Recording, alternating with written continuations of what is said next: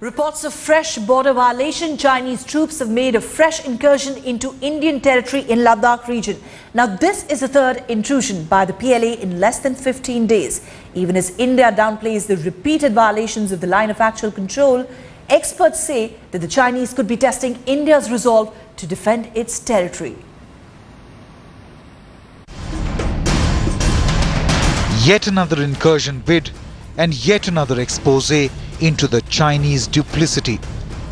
The dragon, ready to sacrifice gains made in Brazil, continuously testing India's patience.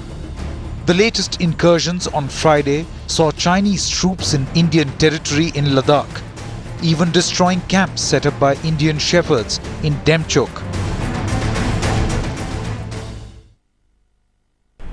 Yeah, actually, it is a normal practice for our tribal people living in that area, Demchok area.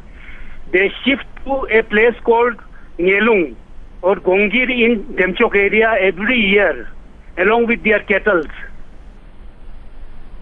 So advance party went to that area on Friday morning, and they put up a tent, and they came back to Demchok to go along with their cattle the next day. The same day, in the night, Chinese troops, they entered into our area and they demolished the tents, The big concern is that this is the third Chinese incursion in the past 15 days. The PLA had entered the Charding Junction in Demchok sector, claiming it as their own on 15th of July. And 2 days earlier, Chinese troops had made yet another incursion bid in the Chumar sector. The Indian government has downplayed the repeated incursions, Home Minister Rajnath Singh even going to the extent of saying that these happen due to differences in perception along the line of actual control. This despite the fact that previous two incursions happened around the time when PM Modi was meeting the Chinese president.